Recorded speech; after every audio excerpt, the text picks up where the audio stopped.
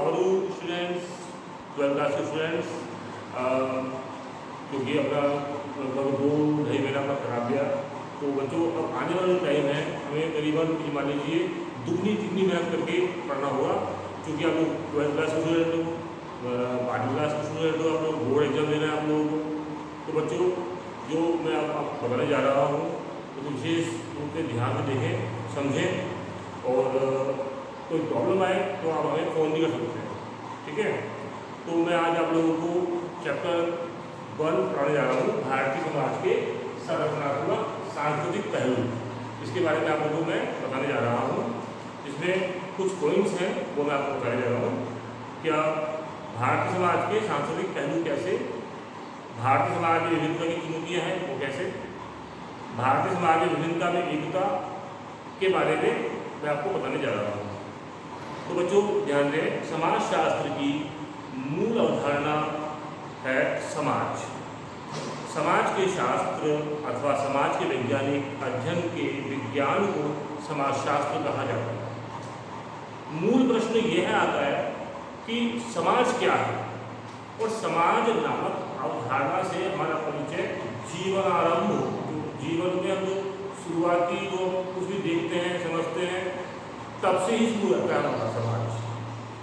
और जैसे जैसे जीवन की यात्रा करता हुआ मानव आगे बढ़ता है, उसका परिचय विस्तार परिष्कार वह पाता रहता है। और हजारों वर्षों से लोगों ने इन समूह और समाजों का अवलोकन एवं उनके बारे में चिंतन किया है, जिनमें वे रहते चले आ रहे हैं, चाहे वह कौटिल्य यानी चाणक्य का अर्थशास्त्र हो, या अरस्तु की पॉलिटिक्स हो, चाहे शूद्रक का मृच्छकनिकम हो, या फिर वैदिक साहित्य हो, सभी का मूल विषय मानव सहजीवन तथा तात्कालिक स्थितियाँ हो।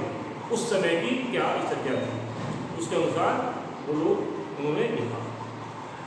इन सब के पीछे मूल कारण यह है कि मनुष्य एक ऐसा प्राणी है जो संगठन और समूह का निर्माण तथा पुनर्निर्माण करता है। वह एकाकी नहीं रह सकता। सामूहिकता मानव जीवन का आधार तथा सार है। वह समूह से नियंत्रित और निर्देशित भी होता है। समाज, अब मैं आपको समाज के बारे में बताने जा रहा हूँ। सामान्य अर्थ में समाज को व्यक्तियों का एकत्रीकरण माना जाता है। समाज को व्यक्तियों का एकत्रीकरण, जैसे कि हम लोग आसपास देखते हैं, एकाकी मानव रह ही नहीं सकता, वह समूह में ही रहेगा। और आगे, केवल मात्र व्यक्तियों का एकत्रीकरण न होकर इससे कहीं अधिक है कि ये व्यक्तियों का ऐसा संकलन है जिसमें इनके व्यक्तियों मध्य सामाजिक संबंध हो, चाहे वह स्नेह हो, अपनापन हो, घृणा, द्वेष, प्रतिस्पर्धा, संयोग, संघर्ष, व्यवस्थापन आदि में से कोई सा भी प्रकार हो, वह समाज के अंदर आता है। जीवन के प्रत्येक पहलुओं से इसका जुड़ाव होगा, और जीवन की प्रत्येक आवश्यकता की पूर्ति के लिए समाज अपरिहार्य है। समाज के बिना संभव ही नहीं है मानव का जीवन। एक प्रकार से समाज सामाजिक संबंधों का जाल है। ये अति लघुतात्मक प्रश्न का उत्तर भी है, आने वाले टाइम पर मैं बताऊंगा आपको। प्रत्येक प्रश्न के उत्तर आपको करने होंगे, जो मैं आपको अभी कुछ क्वेश्चन दूंगा। एक सामाजिक संबंध तथा दूसरा भौतिक संबंध, जैसे कंप्यूटर एवं मेज का संबंध, सड़क और मोटर गाड़ी का संबंध, पृथ्वी और सूर्य का संबंध, नदी और समुद्र का, आग और धुएं का आदि का संबंध। इसी प्रकार से हम ये कह सकते हैं कि ये सब एक दूसरे पर प्रभाव डालते हैं, परंतु यहाँ पर परस्पर अर्थपूर्णता का भाव पाया जाता है। ये सभी एक दूसरे से अर्थपूर्ण रूप से परिचित नहीं होते हैं। इनमें पारस्परिक आनुभाविकता का अभाव पाया जाता है, जिसके कारण इनके मध्य के संबंध सामाजिक संबंध नहीं बन पाते हैं। अब जो नाम मैं बोलने जा रहा हूँ उस पर विशेष ध्यान दें, क्योंकि ये बार बार आएगा, और ये बहुत ही इम्पोर्टेंट व्यक्ति हैं जिन्होंने समाजशास्त्र पुस्तक के बारे में बहुत कुछ लिखा है। मेकाइवर एवं पेज के अनुसार समाज का अस्तित्व वही संभव है जहाँ सामाजिक प्राणी एक दूसरे के साथ इस प्रकार से व्यवहार करते हैं जो उनके पारस्परिक ज्ञान को निर्धारित करे। और इस प्रकार निर्धारित सभी संबंधों को हम मोटे तौर पर सामाजिक कह सकते हैं। सामाजिक शब्द व्यापक है, इसके अंतर्गत आर्थिक, राजनीतिक, वैयक्तिक, अवैयक्तिक, मित्रतापूर्ण, विरोधपूर्ण, संघर्ष, सहयोग, द्वेष, धार्मिक, सांस्कृतिक और प्रशासनिक सभी पहलू सम्मिलित हैं। संघर्ष अथवा युद्ध के समय दो देशों की सेनाओं के मध्य के संबंध जो कि घोर विद्वेष अथवा संघर्ष के होते हैं सामाजिक ही कहलाएंगे। परंतु अधिकांश सामाजिक संबंधों में सामुदायिकता या परस्पर संबंध होने की भावना विद्यमान होती है। जैसे कि हमने पढ़ा था, हर प्रकार की जो चाहे द्वेष हो, चाहे मित्रता हो, चाहे शत्रुता हो, वो सब सामाजिक संबंध है एक प्रकार से।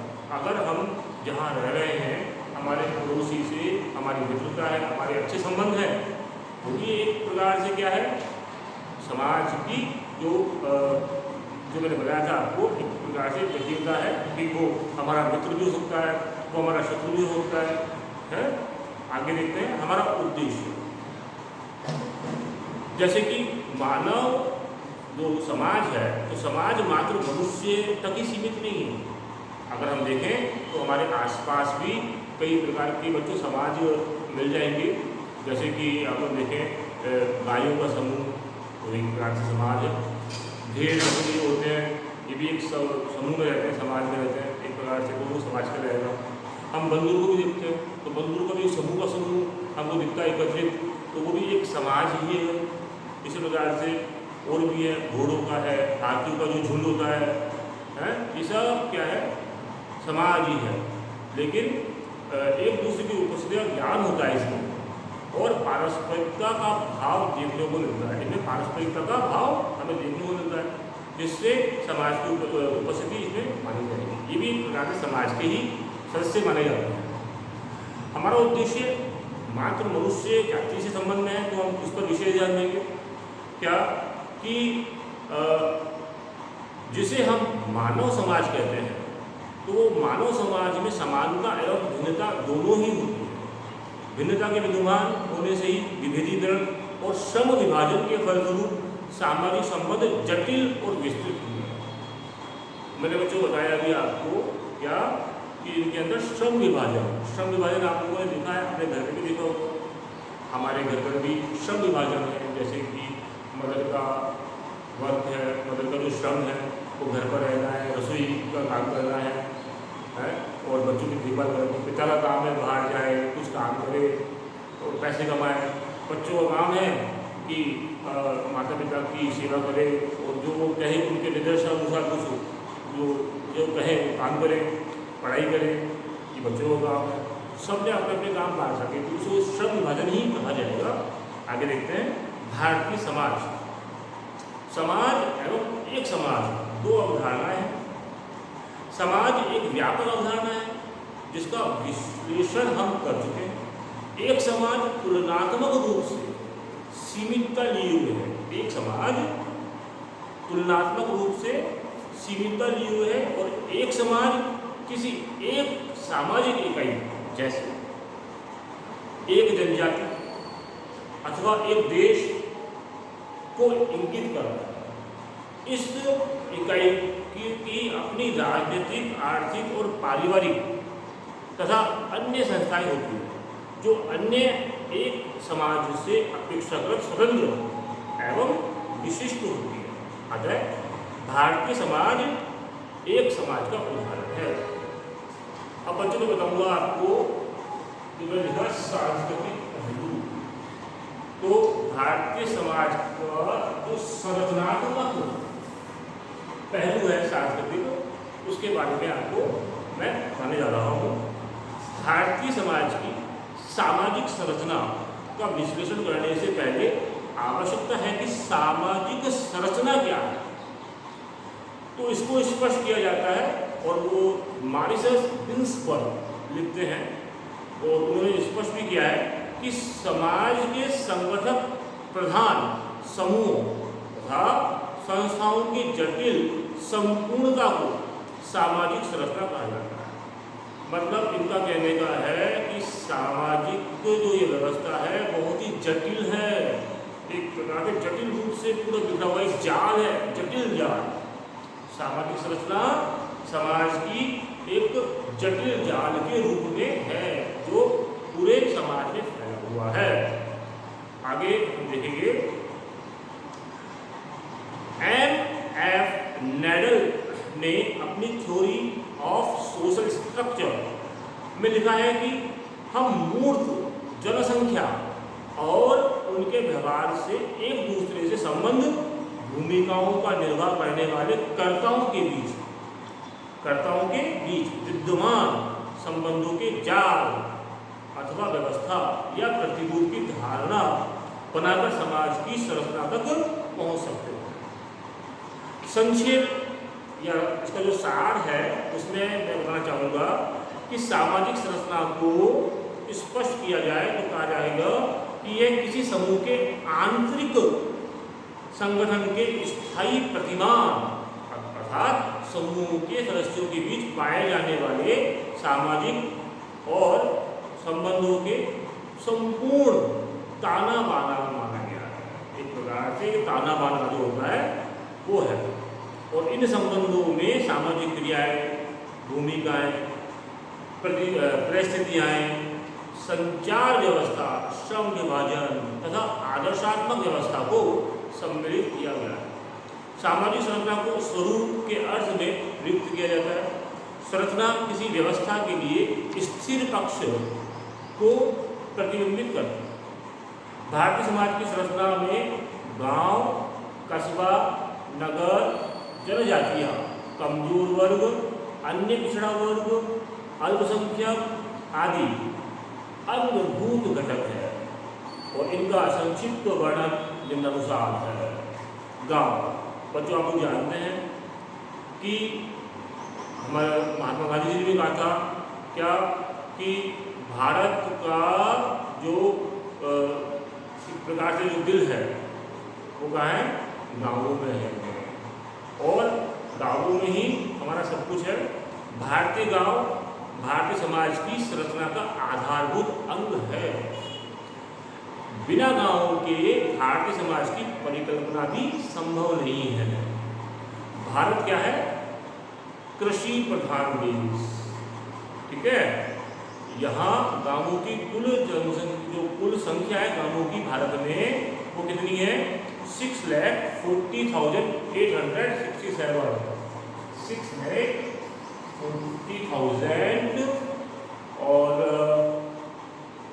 867 ये हमारे इंडिया में विलेज है। 6,40,867 गाँव और ये सब कुछ जनगणना जो हुई थी 2011 की उसके अनुसार है। तो गांव तो इतने ही हैं पर जो इसकी कुछ जनसंख्या है वो जनसंख्या लगभग 121 करोड़ और 8,54,977 है। 2011 के अनुसार है ये जनगणना। अब तो हमारे जो मोदी जी हैं वो बार बार स्पीच में भी बताते हैं हमें करीबन 130 करोड़ से ज़्यादा की आबादी भारतवर्ष में हो चुकी है एंड जिसमें से 68.84% जनसंख्या ग्रामीण क्षेत्रों में और 31.60% नगरीय क्षेत्र में निवास करती है।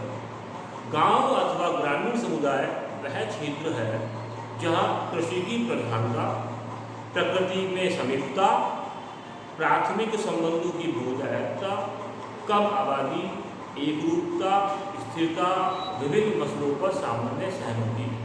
बच्चों आप लोग तो शहरों में रहते हैं पर गाँव की स्थिति जैसे मैंने बताई आप लोगों को कि कितनी एक घनिष्ठता रहती है, एक रूपता रहती है, सहमति रहती है। शहरों में तो बच्चों अभी देखें अपन 4 मकान, पीछे क्या हो रहा है वो हमें पता नहीं है। क्योंकि गाँवों में क्या है कि अगर किसी एक कोने में किसी का मकान है और दूसरे कोने में किसी के घर में कोई शादी ब्याह चल रहा है, तो बड़ा वो खुश हो जाता है कि आज मेरा बुलावा आने वाला है, मैं आ जाऊँगा, कुछ खाने को मिलेगा। तो कुछ इस प्रकार की बात है, गाँव में एकजुटता है, मित्रता है ना। और इस प्रकार से मैंने आपको जो समझाया है कि आप लोगों को फर्स्ट चैप्टर का कोई करीबन ये मैंने आपको 3 या 4 पैराग्राफ पढ़ाए समझाएँ। तो बच्चों इसके संबंध में आपको मैं कुछ क्वेश्चन देने जा रहा हूँ जो आपको कॉपी में करने हैं, और वेडनेसडे सैटरडे को आपको कॉपी जमा करवानी है, हम आपके यहाँ कॉपी चेक करेंगे। देन आफ्टर आप लोग फिर नेक्स्ट जो इसका पार्ट है जो मैं पढ़ाऊँगा उसे जरूर देखेंगे। अभी जो मैंने वीडियो बनाया है, आगे जो इसके बाद जो वीडियो बनने जा रहा है उसको जरूर सब्सक्राइब करें, जैसे कि आपके वीडियो कंटिन्यू आपके पास आते जाएंगे। ओके, तो बच्चों आप लोगों को ये कुछ मैंने क्वेश्चन दिए हैं, आप लोगों को करने हैं, और जो भी मैंने अभी आप लोगों को जो बताया था सुनाया था आप लोगों को, उनमें 4-5 क्वेश्चन के आंसर छिपे हुए हैं, तो वीडियो जरूर देखें और ढंग से देखें इनका। तो फर्स्ट क्वेश्चन था समाज क्या है, इसके बारे में बताया आप लोगों को। मनुष्य के अलावा और किन के समाज होते हैं? समाज एवं एक समाज, 2 अवधारणाएं कैसे हैं? एंड एस.एफ. मेडल ने कौन सी पुस्तक लिखी है, जो मैंने वीडियो में आप लोगों को बताया था। आप लोग जरूर ध्यान से देखें। भारत में कुल कितने गांव हैं, ये भी मैंने बताया था, और मार्केट में वैसे पुस्तक आ चुकी है, आप लोग जरूर आप जो है देखें।